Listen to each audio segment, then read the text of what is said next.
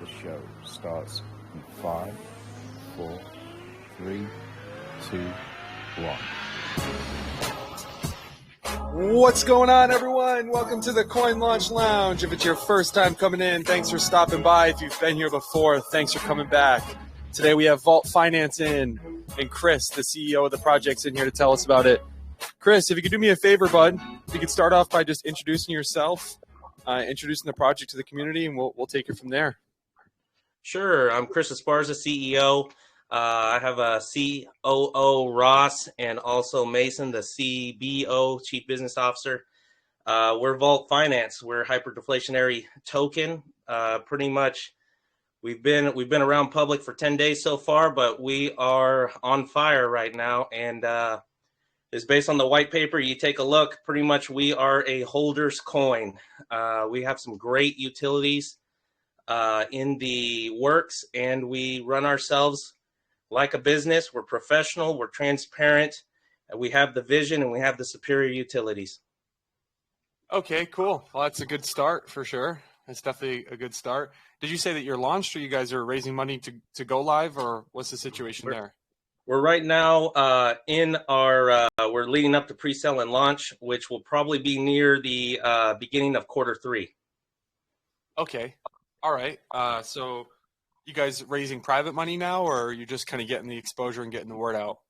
Getting the exposure and the word out. We've already done private seeding phases. Those have come and passed. Now we're hurling towards launch now and working out the pre-sale and whitelists. Okay. Thanks for the introduction. If Ross is in here and if he wants to introduce himself. Ross, you in here, buddy? Hey, can you hear me? Loud and clear. Hey, everyone. I'm Ross Maiotti. I'm the COO of Vault Finance. Really excited to be a part of this project. Exactly as Chris has said, you know, we are approaching this as a business. We are professional, transparent. We pride ourselves on our integrity. And we're really just excited with the project and the things that we've got planned. And we're just blown away by the early support from community members. A lot of hype and buzz around what we're trying to do. So just excited for what's coming in the future. All right, and whoever wants to take this, but what problem are you guys trying to solve here with the token? Well, as quite a few people who are in the tokenomics area as investors have seen, there's quite a bit of sells that occur, and you know it wrecks the chart. Essentially, the way projects are set up right now, and kind of the template that they use when they fill their rewards wallets, when they take that tax and fill their rewards wallets, they fill it with their own token. But when they go to issue the rewards, or to even use those for their own project management, either marketing or whatever the case is, they have to sell their own tokens to turn around and turn that into your BUSD rewards. If you're issuing BUSD, some give it out in BNB, but whatever the reward is. So every time you do that, it shows up as a sell on the chart, which you know, essentially freaks everybody out. Everybody sees those huge sells, and you know, after a day of trying to gain momentum, you see those sells happen, and you start seeing, I guess, typically with the tokenomic coins, you see them start to go downwards, and you know, slowly or quickly. So what we've done is we found a way to fix that. We found a way to be able to give the rewards and to also fill the project wallets from the tax with BNB so that it does not affect the chart. And so it is effectively a very efficient and perfected way to work the contract for tokenomics projects. Okay, will your liquidity be in PancakeSwap? No, we actually are looking to, we actually would like to go with Reflex Finance, but that's still open. Our contract is very robust. So because of that, we're doing our due diligence on our own side to ensure that who we launch with and who we end up with that it will be perfect for us to get a good foundation to start from. Okay, so can you elaborate on how the system works? Because with the swap and liquefy function, that's the way you're describing it. It's, to my knowledge, it's not really possible to do if your liquidity is in PancakeSwap. So if you could explain to us how this operates, how it works. Well, I can't go too in depth because you'll get into the secret sauce, but essentially, like I said, the issue with making this swap, usually on the transaction side, the investor doesn't see any of it going on behind the scenes, but typically your exchange, your swap, they really don't want too much to do with your token. They want to take the BNB, then they give you the tax back in your token. And what we've done is we've found a efficient way around that, to be able to take the BNB and as the tax on our end. So as far as the investor goes, it doesn't affect their transaction at all. But as far as the project goes and the rewards, the whole side with the rewards in distributing that, it's very effective. Oh, okay. So it's based on the swap side, right? Being able to do this with the contract, it's based because of the swap that you're using, correct?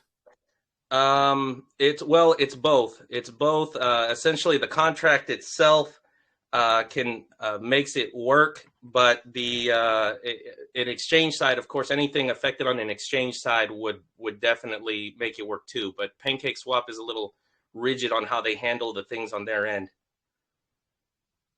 Okay. So that being said, like the PancakeSwap's out of the question then, right? In order to make this work. PancakeSwap is out of the question. Okay, that's what I wanted to know. Okay, makes sense. All right.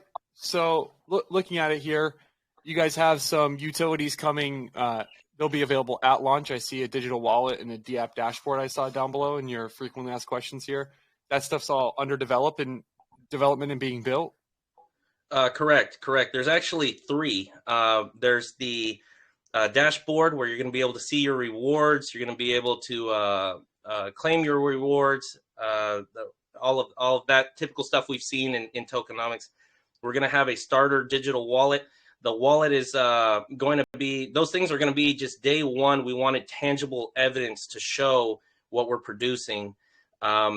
Unlike some projects that don't have anything to show for it day one. So we wanted there to be value. We're all about value. And so we want there to be value day one. The third thing is to go along with our public website. There's actually going to be a private side of the website, a side where only if you're holding the wallet and the coin in the wallet, you can access it. And there's going to be tiers in there. There's going to be special benefits and privileges that come to being able to access that private side of the website. Okay.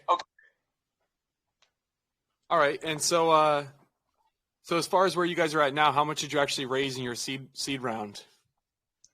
We raised over, it said over 250, but we've raised over 250 BNB for it.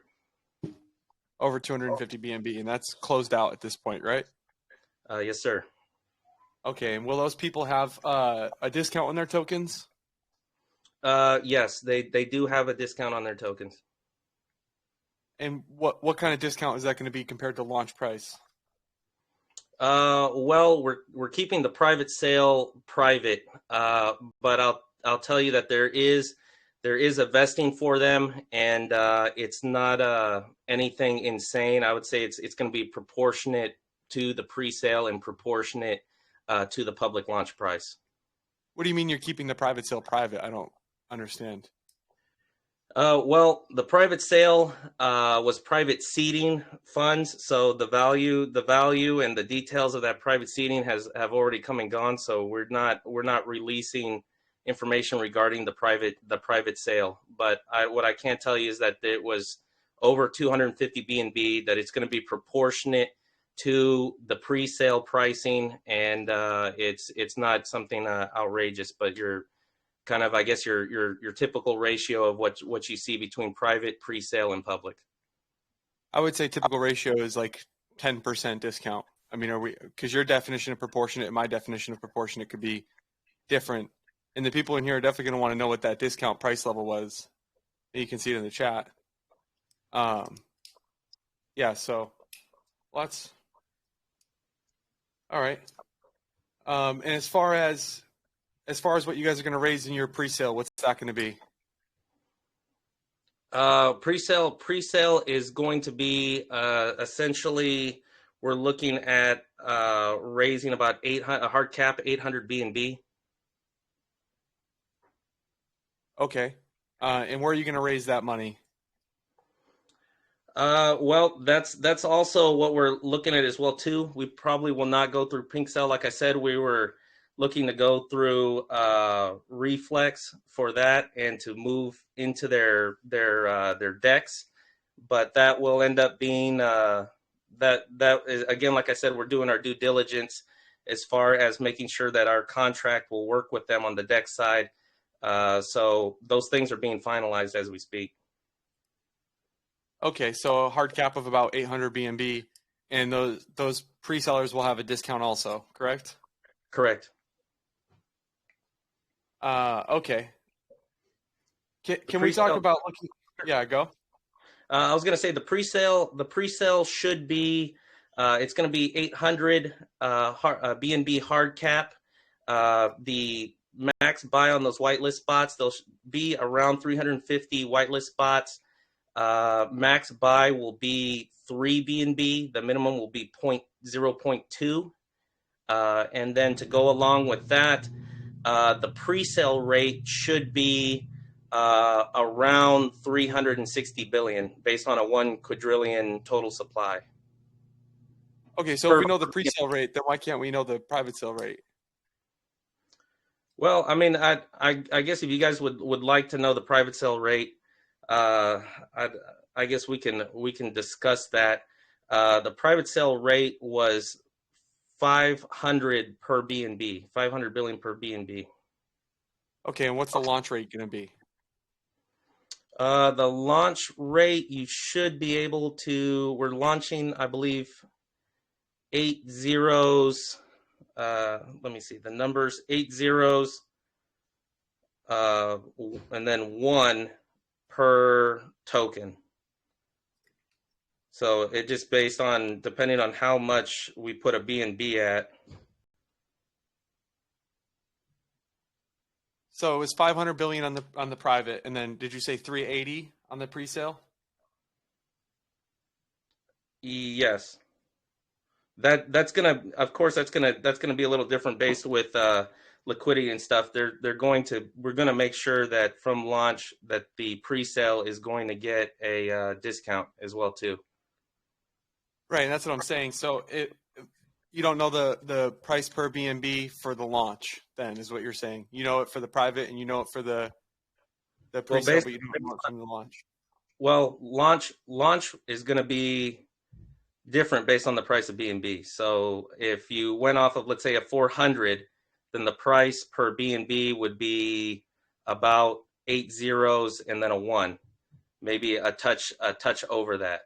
So based on liquidity or how we manage that, we can make the price be what we need it to be. So of course there's going to be a discount for the pre-sale as well.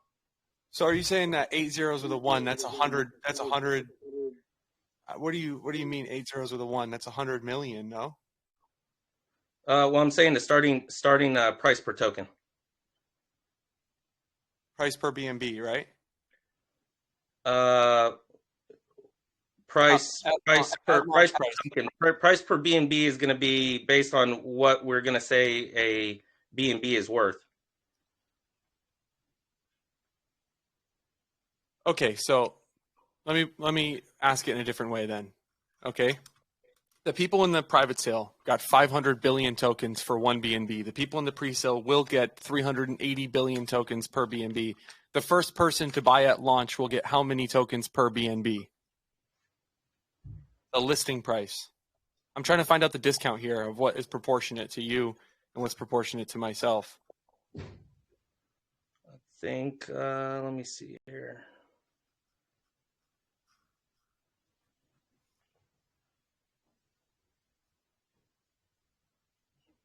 think it's Somebody going to asked. be, yeah, it's going to be about, I think it's going to be about 350 maybe. At 350 billion. For B&B for the very first purchase. Okay. I'll have to get the numbers right in front of me for it. Okay. So, all right, fair enough. And so, if you have a heavy discount on that private sale, you're going to have money going into liquidity from that, from the private. Yes. Yes. And of that 250 BNB that you raised in private, how much is going to go to liquidity? We want to put about 300 to. We want to total have about 300 to 400 BNB in liquidity. In total, 300 to 400, including Correct. the private sale and the pre-sale. Correct. That's what we want to make sure we have is for stability on our floor as far as the liquidity pool goes. Okay, so you're going to raise 1,050, and 300 to 400 goes in the liquidity pool. 300 to 400. It'll probably be closer to 400. Again, we'll crunch the numbers because the price per B&B is going to be kind of a determining factor for those numbers. So we want to make sure that we have the liquidity so that any sort of buys or sells doesn't throw the price action into a frenzy. Right. Okay, so but looking at this, right, you've got 380. So I mean, you've got 325 BNB worth of tokens sold in the private sale, right? You're going to have, yeah, you're going to have, let me just do this really quick. 860-ish BNB worth of tokens sold in the pre-sale, with 400 BNB going into liquidity. Who came up with those numbers? Almost 1,200 BNB sold. It's going to be 1/3 of the BNB raised going into liquidity. Well, what we can do for the sake of the AMA is let me put a one pager together with those numbers on it, and that way we can submit it. That way we can submit it to the community. Yeah, sounds good.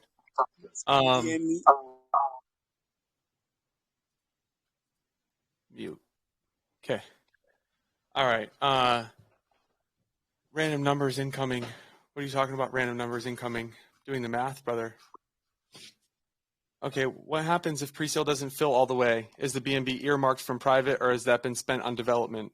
Somebody, Jewel Master, the owner of DJ Mast. If the full amount isn't, run that one by me one more time. He's asking if the full amount isn't raised in the pre-sale, is there still BNB going to be left over from the private sale that's earmarked for liquidity, or is that going to be spent on development and marketing? That entire private. We anticipate filling it. We'll open it from the whitelisters and then open up to the public to fill. Let's say if it doesn't fill, then yes, we'll make sure that those funds come across for liquidity. Okay. All right, cool. I saw something on here, I think it was called your vault or something, the way that you had named it. Yeah, the unlocked vault circle. The vault circle, what's the vault circle? The vault circle is going to be our second utility that we're coming out with. It's going to be able to produce revenue. Essentially, what we wanted to do with that utility was to bring together the platform that projects are going to communicate off of. I think quite a few work off of Discord and Telegram, but then they're trying to bring their communications across all these different platforms. A lot of these platforms aren't made for crypto. So what we wanted to do is make a platform that brought these socials all to one place. Also had certain types of benefits and customization for the projects to fit what they're trying to do. There's certain types of customization as far as buy bots and administration type bots, things that they can do to help their project communicate across to their community better. And we're hoping it's going to be a real big hit. We believe it's going to be a big hit. It's going to be able to be kind of a bring together of Telegram, but specifically for like crypto. So it's like a community, like a dashboard, like a community application that you guys plan on building, like a chat, almost. Well, it's going to be a platform where projects are going to be able to communicate and interact with their community. So it's similar in the way to Telegram, like that. But we want to be able to bring in tabs and different things where we can bring those socials closer, and you don't have the community or the project trying to jump across all over the place to bring the community together and to grow the community. So it's going to make the process of communicating to the community a lot more mainstream and in one place for them, as well as more bells and whistles and I guess benefits or value that the project will be able to utilize to run after launch, and to keep track, help the community be able to keep track of the price and the chart, the movements, buys coming in, the typical things that you'll see on these platforms being discussed and communicated. Okay, and is there going to be a barrier to entry to this? Will people have to hold your token or be a part of your ecosystem in order to access it? We don't believe so, but we're speaking about that right now. How exactly we're going to put that together as far as that part's going to go, because of course we don't want there to be a lot of barrier to entry for investors and for projects to be able to be on it. We don't want to make it too difficult for it. We want it to be a platform, the go-to platform for crypto. So we want to be able to, of course, be able to produce revenue off of it, of course, but we don't want to make it to where that's a hindrance. Yeah, definitely. Somebody asked in the chat, Katore asked, given the source code not being public, it will be public after launch, right? That's one thing that we're trying to do, is to protect the coding to the contract.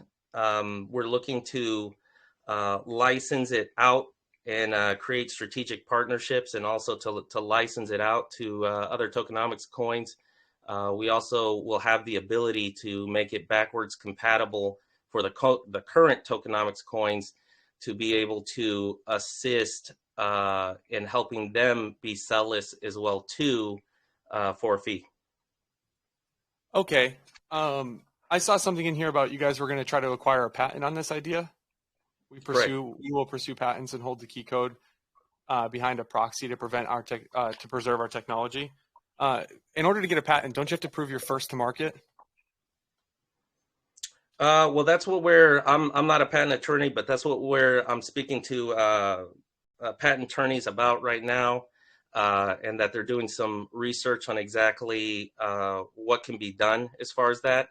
We're pursuing it, but ultimately it's up to the professionals in that area how to go about it. Okay, so that being said, like, you guys aren't, I wouldn't say you guys are first to market here with this, though. Like, are you familiar? I'm not a big fan of their project, but PieSwap they have this in their swap where people can collect fees without swap and liquefy. So I don't know if you're going to be able to necessarily preserve it and license it out because of that reason. You're going to have to prove that you were first to market in order to patent it, and people may not want to participate in it if the source code isn't, verified on BSC scan. Does that make sense? Yeah, I definitely understand where some people may have that concern. My concern from a business aspect is in the opposite direction, whether it can be looked at on BSC scan or not. The key is that what we have is unique. PySwap works in a different function. They work from a kind of the swapper side. What we're looking to do is we're looking to change the tokenomics contracts to this new technology so that they're not stabbing themselves all over as every time they try to move forward. Because a lot of them are using those, they're using rewards contracts, and that's causing quite a bit of issues for them as far as the chart goes and things like that, and in their own project wallets. So our concern, we understand that there's a trade-off and there's pros and cons, but from a business perspective, the technology of what we're doing, to have that as open code would just create other copies, and that's not what we're looking to do. Okay, makes sense. Yeah, I see exactly what you're saying, and it necessarily isn't a problem if your source code isn't verified on BSC scan, as long as you guys plan on getting like a CertIC audit and everything like that prior to launch. Exactly. Okay, yeah, that's fair then. Completely fair. And I guess as far as like the patent and everything goes, I would just definitely I would definitely just seek that road a little bit more, because it may be a struggle, because other people are definitely trying to accomplish this as it is. And that being said, have you guys been testing this contract? Is the contract built? It's still being worked on. We're still working on it and finalizing it, but it's something that it's going to be able to be done.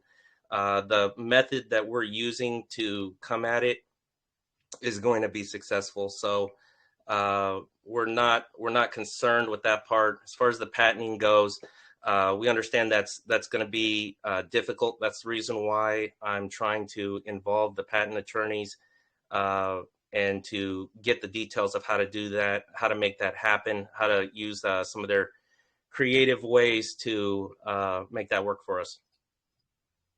Okay. Yeah, that makes sense. Makes complete sense. Okay, and you guys are going to be audited, KYC'd, everything like that. And you guys obviously plan on testing this contract on the mainnet prior to launch, making sure that nothing's going to get jammed up or break, or make sure that it's fully functional. Yes, there's going to be all the tests and audits that need to be done. As far as we go as a core team, we're actually finishing up KYC at the moment as well too. Okay, perfect. Yeah. All right. Okay, so looking through it, what are the other proprietary, benefits that you guys have here in the project? Some of the stuff. Don't think I'm giving you a hard time either. I think the project is cool. Okay, I think that what you guys are doing is innovative, and that's why I'm giving you a little bit of a hard time, like asking you tougher questions, because I feel as if this is a project. Yeah, I feel like this is a project the community would actually invest in, and so that's why I'm being a little bit, asking tougher questions. Okay, just yeah, so you know. and that's absolutely fine. That's the tough questions have to be asked, because the savvy investor needs answers to their questions too. So I'm absolutely for it. We try to be one of our pillars is transparency and professionalism. So we want to be transparent as possible of where we're at with different things and how things are working, and what we're doing and where we're at with those things. So I have no problem with the tough questions. All I ask is if it's specific, we don't have the specific answer to it right at our fingertips, we'll definitely provide that after the AMA. Okay. Somebody has asked in the chat, best case scenario, you guys raise the 1,200 BNB, 400 of which goes into the liquidity, and what will the other 800 BNB be used for? Well, we're using the other 800 BNB. Some of that's going to be liquidity. Some of it is going to be set aside for us to be able to operate, and also the development, marketing, We also have intentions of moving towards being listed with some exchanges. We want to be able to get with Bitmart, SafeMove Swap, some of those different ones. So as we move forward, that's the direction that we're looking to go. Okay. And as far as so what excites you the most about this project? Maybe we can back up a little bit here, and you can tell us, what gets you excited about this project, and what made you guys you and the rest of the team want to come together and make this project. Yeah. Well, we came together for the project. It was just right timing for us. We've known each other through a couple different projects, through modding through a couple different projects. Just the timing was right where we were at. We also, at the same time, had this idea. We've seen this problem. We all agreed that this was an issue.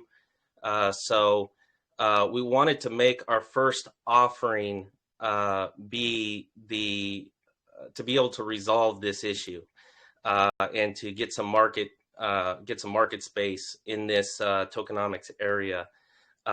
We're by no means, although the sell list feature is a big deal, and it is a really big deal, it's not going to be we're not the one trick pony. That's not going to be the one thing we do. This is just what we're bringing day one as our initial offering. So as we move forward into those secret utilities and some of these other utilities platforms that we have planned, those are going to build upon it and bring a lot more value and revenue to our business. And that's what really excites us. What was exciting to us, of course, the sell list feature, and other, not just investors, but CEOs, other projects seeing the value of what we're going to bring to the table has been really exciting for us. And taking some of the things that you usually see, like a buyback and burn, and it almost seems like it's just one of the sexy words that somebody says, or just a feature that's just thrown in there.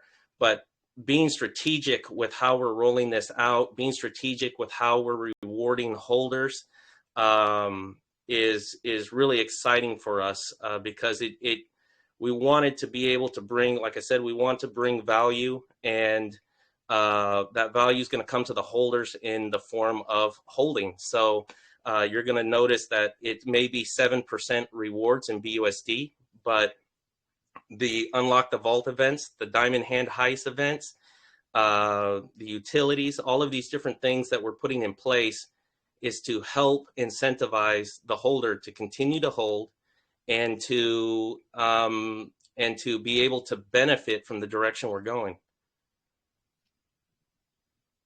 Makes sense. Can you explain to us what the Vault Exchange is, what you guys have envisioned, what your idea here behind the Vault Exchange is? Sure. The Vault Exchange is going to be a goods and services platform. You can pretty much label it as simple as that. As far as goods go, we wanted to create a marketplace where people can go there and do just that, exchange goods across the world.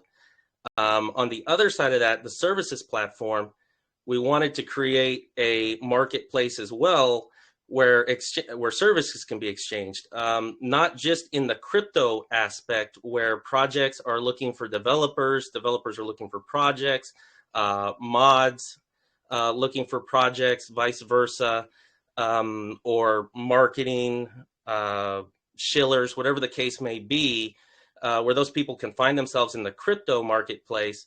But on the other side of that, there will be an adult-only section. And of course, that's going to be executed very carefully. It's best way to describe it is very similar to like of OnlyFans, and that will be one of our aspects on the services side.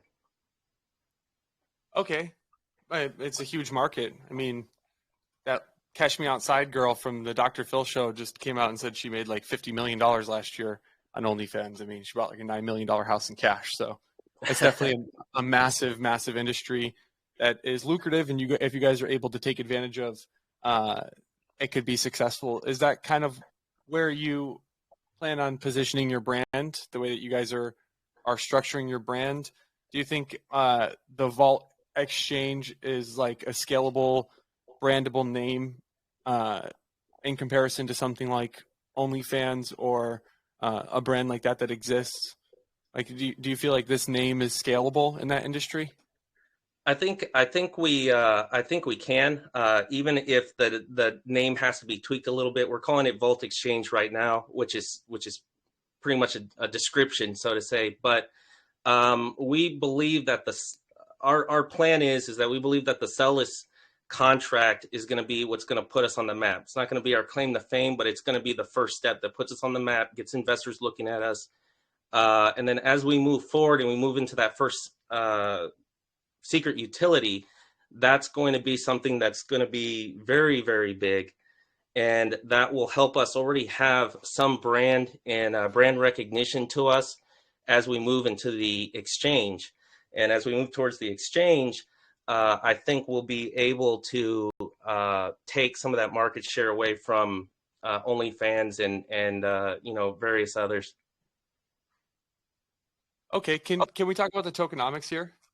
The token allocation in particular, we'll start there, and then we'll go into the taxes, how your token distribution is going to be. Okay. You want me to go ahead and just start with the token distribution? Yeah, you guys are going to burn 30% before launch or after launch? We're going to burn 30% before launch. Okay. Okay. Go ahead. No, you're good. Continue. If you want to just rattle it off, go down the list. Yeah, we've got the Diamond Hands Heist, which is 10% of the allocation. That is going to be a airdrop 10% to pretty much people that are Diamond Hand holders at 60 days. Everyone from the very beginning all the way up to 30 days will qualify for it. What we're looking for is no sells. So it's a pretty straightforward Diamond Hands Heist is what we're calling it. There will be a second one because those tokens will be receiving rewards. There will be a second heist at 120 days for people that are Diamond Hand holding for the rewards. Can we elaborate on this a little bit more? The Diamond Hand Heist. I don't think we touched on it in your utility. So, sure. Yeah, if you could elaborate on this a little bit more, it would be nice. Yeah, what we're doing is we're allocating 10% of the supply, which is 100 trillion tokens, towards what we're calling the Diamond Hand Heist. What that is it's going to be tokens that are going to be airdropped to people that do not sell. We're putting that amount, if they do not sell up to 60 days past launch, they will qualify.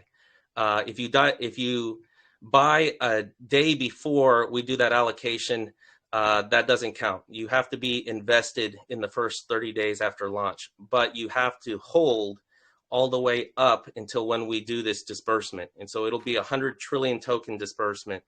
And that's our Diamond Hand holders. That's a way that we're giving value to holders for holding. Yeah, that's a really large disbursement. That's like, yeah, I think that's a great thing for people. Gives people the incentive to hold, which I think is really important. So I think that's a cool piece of utility. And then you have 30% going to the pre-sale team vesting for 5%. You guys are vested for 2 years. Does that unlock after 2 years, or it slowly goes? I'll touch on that. Yes, it's unlocked. It's going to be locked for 2 years. After that, it will be unlocked. Where we've got, as far as the team goes vesting, we're involving not just us 3 core team members, but we will be involving the dev team will be involved and have buy-in into that. And so will the marketing agency, the professional marketing agency that we will be working with. Okay, and just to go back to the Diamond Hand Heist, somebody asked in the chat, how many coins will need to be held in order to participate in that distribution? We're not putting a minimum amount to it. Pretty much, if you hold that disbursement will be proportionate to the amount you're holding. Okay, I see. And that's gonna, if you have any transfers out of the wallet, any sells at all, that's going to disqualify you from that, correct? Yes, correct. I did get a DM from a investor that was concerned about transfers. And I understand where he was coming from. It wasn't a want, but more of a need as far as transferring goes for him. And I'm sure there's other people maybe in this chat that are concerned with transfers as well too. When we're able to pull this up on the backside and be able to see across the board what is going on and what's moving as far as these wallets, we are looking for sells. We're looking to see if there's sells. Unfortunately, transfers are going to have to be a part of that too. So buying, you can buy all you want. I would say if you want to be a part of the Diamond Hand holding, hold your coins in one place and don't sell them. I mean, essentially, be the Diamond Hand holder and don't sell them, because there is a lot of incentive just with this piece alone. That's a big disbursement. Okay, and then you have 15% going into liquidity, and then 10% for staking, centralized exchange, and that's going to be unlocked, that 10%, right? Correct. Okay, at launch, it's going to be unlocked. Yes. And people will be able to immediately stake, or? What we're going to do is down the road, we're looking to have our own staking platform, but up front, we will stake through Brew Labs. Someone had asked the question previously whether they can stake before they've received the full vesting of their tokens. The answer to that will be no. But yes, you will be able to stake that first disbursement if you'd like, and we're looking to go through Brew Labs for that. Okay. All right, and as far as the centralized exchange, you guys, it's probably too early to be talking about where and who you're going to be doing that with, correct? Well, we have one of the part of the vetting of marketing agencies, professional marketing agencies that I've been doing is to look at who they're associated with, not just different groups like Forbes or Seeking Alpha or whoever, but also the influencers and how they manage the influencers, as well as do they have any professional connections or partners, people that they are close with. And the group that we are speaking to and narrowing down to has connections with KuCoin and Bitmart, and know Bitmart personally. So of course, with them becoming vested and in the core team and having buying into it, you can only imagine it would be their prerogative to make us a friend of a friend. Right, which makes sense. As far as this contract is concerned, do you guys already have quotes on having the contract built? And you said it's under development, correct? So, correct. Do you know the person personally that's building the contract, or is it a third party that you're hiring? Yes, it's a third party. It's a third party. We've vetted through quite a few different groups. Again, there will be audits and things like that, but we vetted through the groups, and we narrowed down to a group. I'm out of Dallas, Texas. We narrowed down a group they're actually out of Houston. They're a little decentralized, but their home base is in Houston, and that's who we're working with currently. Okay, cool. So it's not some good. And what do they think? I mean, as far as this concept goes, they're sure that they can make this concept a reality? Yes, yeah, they're 100% confident. Again, I didn't, part of our vetting process originally with the development team was having a lot of conversations. We had multiple interviews with multiple guys and teams to see what their thoughts were on it, what could be done, what they thought they could do, what they couldn't. Show me who you've worked with before, how those projects did. So the point is that they're capable of it. They definitely are very bullish on the idea. Of course, we've talked through a lot of the intimate details and where we're going with this, and they were extremely excited about it. When you excite a developer, you really got something. Yeah, I mean, well, it's an inherent problem here. I mean, nobody likes big red candles in the chart from the contract. It's frustrating and annoying. I mean, it's something that people have tried to solve for a long time. And that's why, the original conversation was you guys can't possibly be launching on PancakeSwap because somebody would have done it already. But I think that the way that you're doing it is really interesting, and the concept is really interesting overall. I do think it might be a little bit of a battle of first to market here. Like, I think, are you aware of competition that's also trying to do this?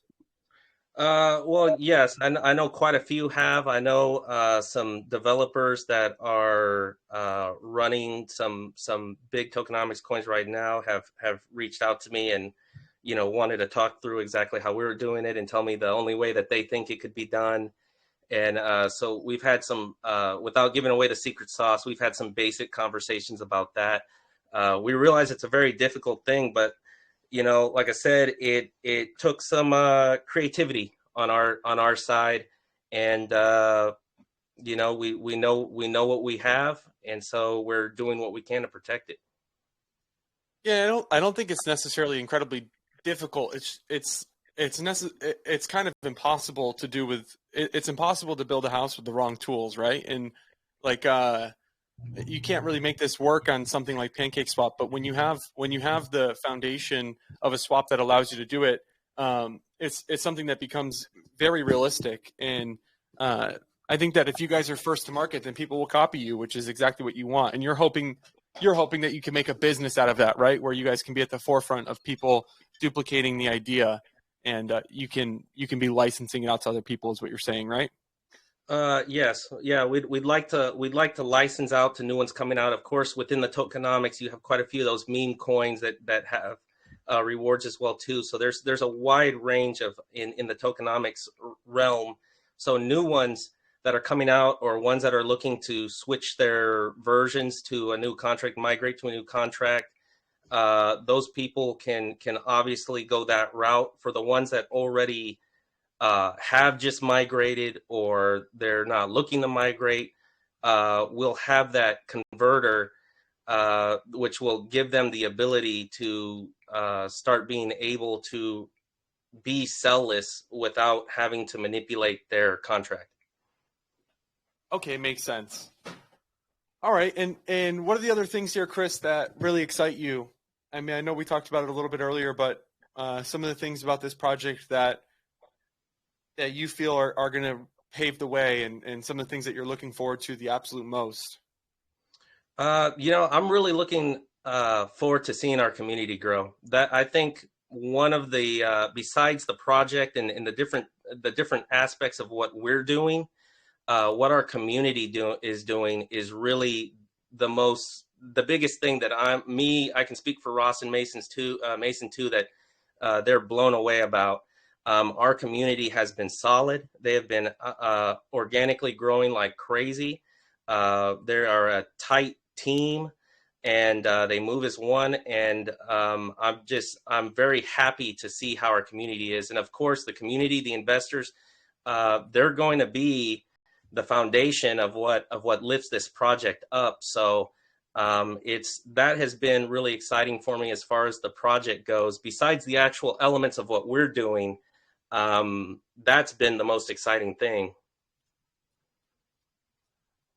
Great news. I forgot to mention throughout this, guys, people have been sending, the regulars have been sending me questions to the anonymous question bot, but I just want to point out that we do have the anonymous question bot here in the lounge. So if you guys do have any questions at any point, you can just forward questions to the anonymous question bot. We'll make sure that they get answered. But for now, we've got a question here, Chris, that we ask every project that comes through. It's called the golden question. It goes a little something like this. as you know, people in DeFi, they suffer from shiny new object syndrome. They want to hop from one thing to the next. There's thousands of projects that are raising money or trying to raise money to go live on a chart, hundreds of projects that go live every day, and millions of contracts for the people listening to this call to go and stuff their beans into. My question to you, Chris, is why should the community take you up on the opportunity you're presenting today above the other opportunities that they have in DeFi? Well, that is a really good question. That is the golden question, isn't it? Yeah, investors every day have to pick and choose where they put their money, if anywhere at all. So what is going to make us different right off the bat is a lot of these projects, well, I mean, they're just that, they're projects. And what we're posturing to do is to be a business. Of course, the sell as feature is not a business, in my opinion. That alone does not that's not a sustainable business forever and ever brand. So the reason why we are someone to invest in is that day one, that is our offering. That is what we're going to do to create revenue, but that is not the only thing we're doing to create revenue, and that we have more great, even better utilities that are coming out, and we want the investors to be able to see that and to be able to be involved with that. And so you'll see throughout our white paper that we're giving every incentive to hold, and even and incentivizing those greatly, so that our investors that come in not only see value day one, but they're going to be able to get value until these giant milestone utilities hit. I mean, I like what I see. I like what I hear. It sounds like you guys are a well-structured team, and we like when business comes down into DeFi and breaks into it. I think that innovation is key to success, and that's why we've been a little bit harder on you than we normally are on projects, because like I said earlier, and I'll reiterate it again, I do feel as if this is the type of project that when people come in for an AMA, they hear this type of project, this is the type of thing that they actually invest in. And that's why I think it's important to get the answers to the pertinent questions and ask tough questions and really answer the questions that the investors would have. So it's been really good having you. I wish you the best of luck, and from here I'll let you just give a call to action to the community. Maybe if you want them to come over and participate in some of the sweep widget or anything that you guys have going on, come join your community, what type of voice chats you do in your community, if you want to just give them a general call to action. Yeah. Well, first of all, I'll say thank you for showing up for the AMA. I'm a firm believer that iron sharpens iron. So I appreciate the tough questions. Those will only make us stronger as a team, and only reveal to us things and attention we need to put. So I appreciate all of that, first of all. Secondly, we invite you all to come to our Telegram room. That's kind of our home base. We're running a sweep widget out of there right now. We also involve the people that are involved in our community and invest their time into us. We invest into them. There's whitelist spots available for that too. So we invite you guys to come in, take a look, review our white paper. We also have a couple of videos reviewing the white paper, and just discover us and make do your due diligence and make your informed decisions. Sounds good. Thank you so much for coming in, Chris. Does anyone else from the team want to add anything to the end of the recording here before we stop the recording? No worries. Sounds good. Thank you guys so much for coming in. It's been great having you, and wish you nothing but the best of luck moving forward, and look forward to having you in for an update AMA right before launch or a month after launch, whatever the case may be. Look forward to having you back. And as always, appreciate everyone for listening. Thanks, guys. Peace. All right. Thank you. Let's go. She want the info. She do.